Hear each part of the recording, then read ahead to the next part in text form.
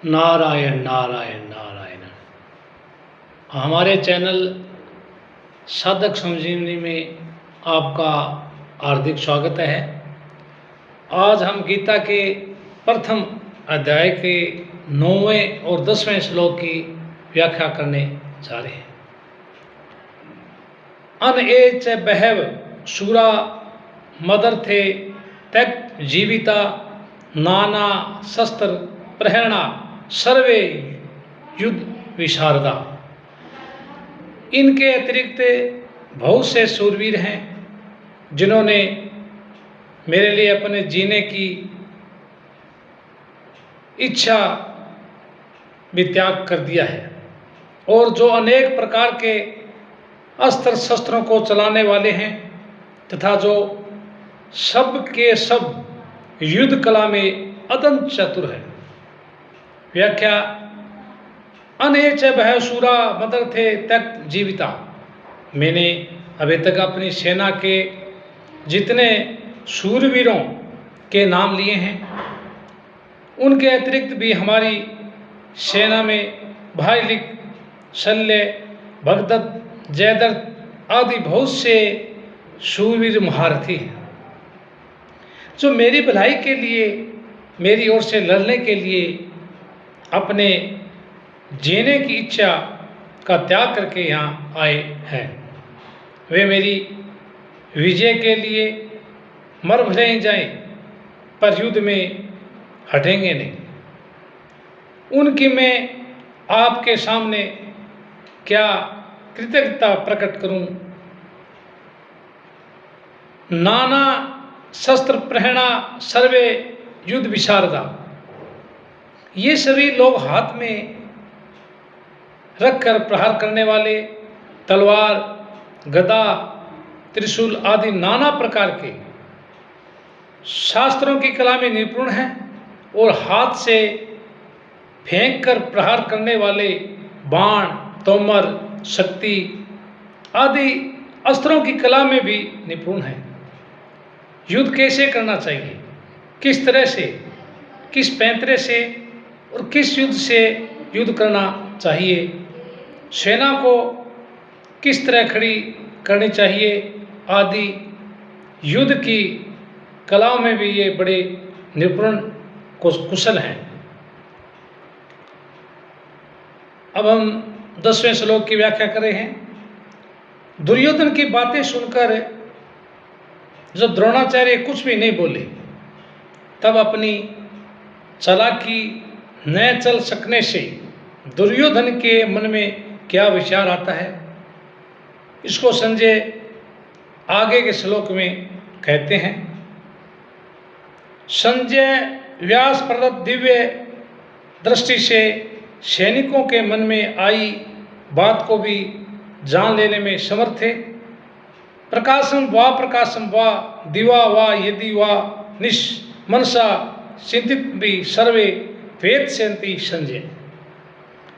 अपर्याप्तम तदस्माकं बलम भीष्मा भी रक्षितम पर्याप्तम तविद में तेषां बलम भीमा भी रक्षितम। द्रोणाचार्य को चुप देखकर दुर्योधन के मन में विचार हुआ कि वास्तव में हमारी वह सेना पांडवों पर विजय करने में अपर्याप्त है, असमर्थ है, क्योंकि उसके समक्ष उभय पक्षपाती भीष्म हैं, परंतु इन पांडवों की ये सेना हम पर विजय करने में पर्याप्त है, समर्थ है, क्योंकि इसके समक्ष जिस सेना पक्षपाती भीमसेन है।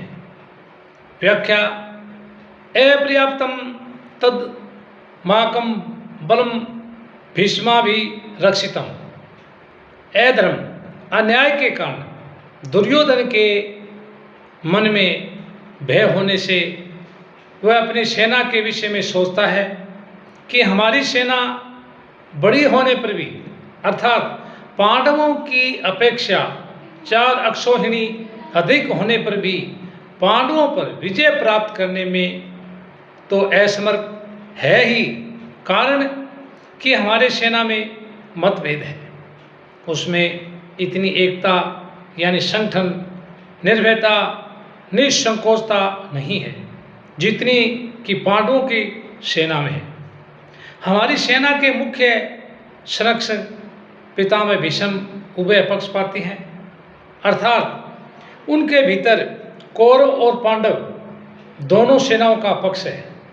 वे कृष्ण के बड़े भक्त हैं, उनके हृदय में युधिष्ठिर का बड़ा आदर है, अर्जुन पर भी उनका बड़ा स्नेह है, इसलिए वे हमारे पक्ष में रहते हुए भी भीतर से पांडवों का भला चाहते हैं। वे भीष्म हमारी सेना के मुख्य सेनापति हैं। ऐसी दशा में हमारी सेना पांडवों के मुकाबले में कैसे समर्थ हो सकती है? नहीं हो सकती। पर्याप्तम तभी में तेषाम बलम भीमा भी रक्षितम। परंतु ये जो पांडवों की सेना है ये हमारे पर विजय करने में समर्थ है, कारण कि इनकी सेना में मतभेद नहीं है, प्रत्युत सभी एक मत होकर संगठित हैं। इनकी सेना का संरक्षक बलवान भीमसेन है, जो कि बचपन से मेरे को हराता है। ये अकेला ही मेरे सहित 100 भाइयों को मारने की प्रतिज्ञा कर चुका है, अर्थात ये हमारा नाश करने पर तुला हुआ है। इसका शरीर वज्र के समान मजबूत है, इसको मैंने जहर पिलाया था तो भी यह नहीं मरा।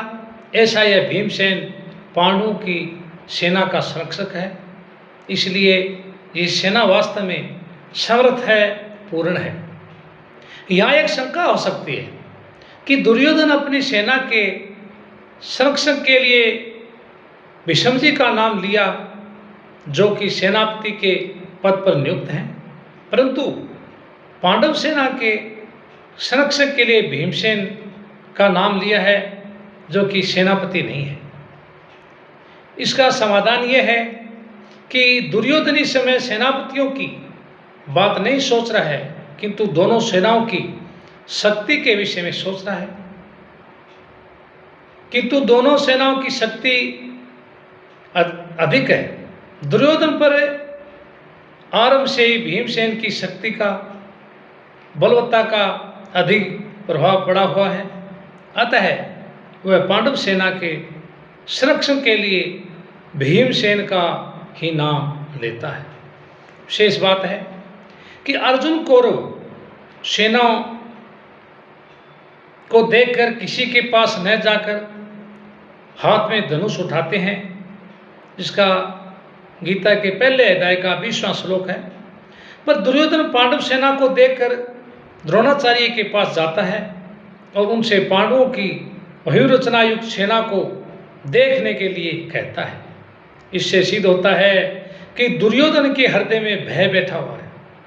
जो कौरवों की सेना के शंख आदि बाजे बजे, तब उनके शब्द का पांडव सेना पर भी कुछ भी असर नहीं पड़ा, परंतु जब पांडवों की सेना के शंख बजे तब उनके शब्द से दुर्योधन आदि के हृदय विदीर्ण हो गए।